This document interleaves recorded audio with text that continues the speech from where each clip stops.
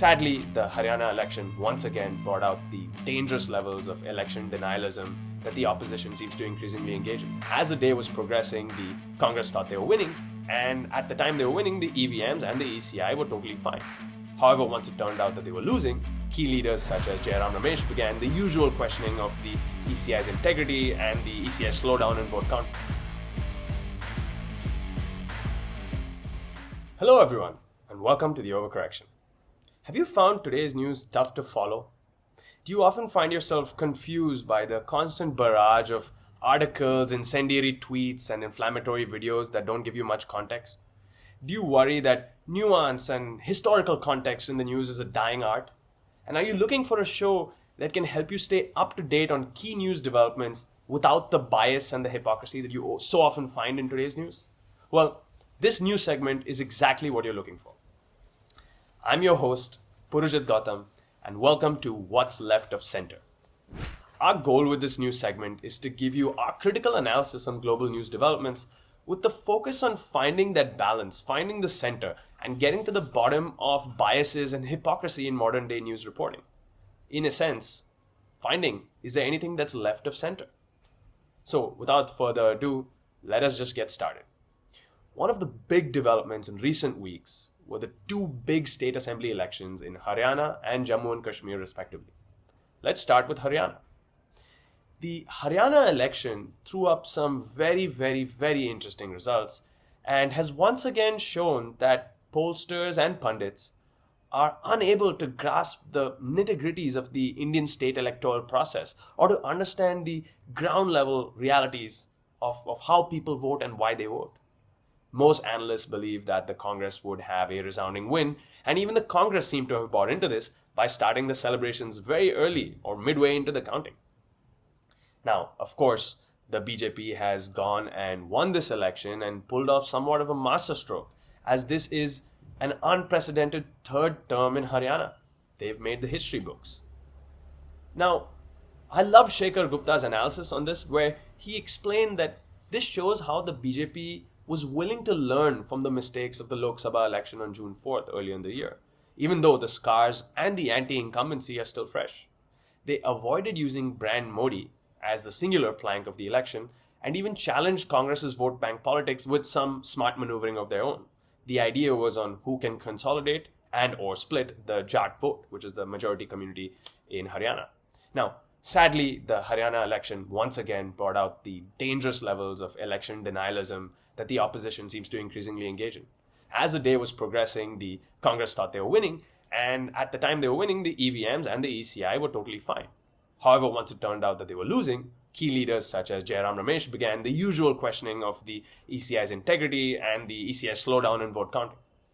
It's sad to see this level of election denialism being normalized in India, as we know how divisive this ideology is.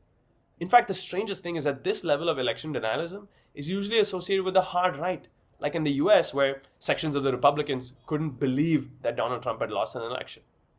It's a really dangerous way of thinking that should have no place in a healthy electoral democracy like India.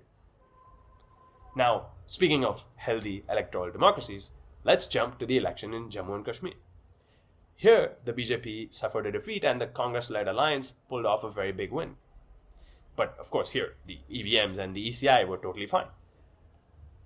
What I particularly really liked to see in this J&K election was that finally this region that has been so fraught with violence, despair, and a lack of electoral integration finally got out in big numbers to cast their vote without a fear of violence. It is a sign for good things to come and shows just how far we've come from the abrogation of Article 370. Now, switching gears to the global front, we also had the anniversary of Hamas's horrific and barbaric attack against innocent Israelis. It is the largest single-day death count of Jews since the Holocaust. Now, clearly it's been a year since and there's no end in sight, with large-scale violence, hostages still being held captive and even executed, and more players like Hezbollah, the Houthis, and Iran entering the fray.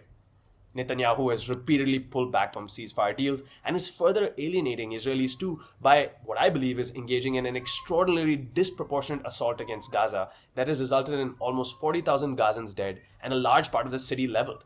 These are innocent women, children, and men.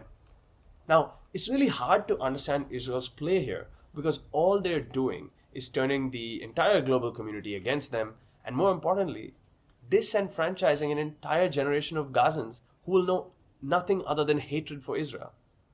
I think we are as far as ever from a two-state solution, and I really hope that we can have hostages released and a ceasefire soon.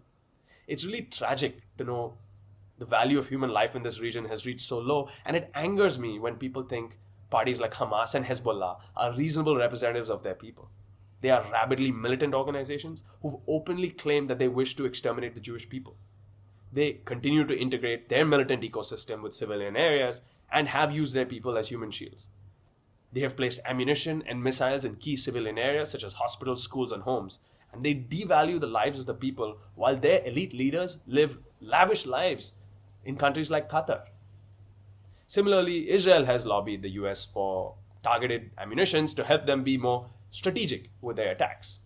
But now some very incendiary reports have come out, especially one from ProPublica, that suggests that they've used that very same ammo to go on and target innocents.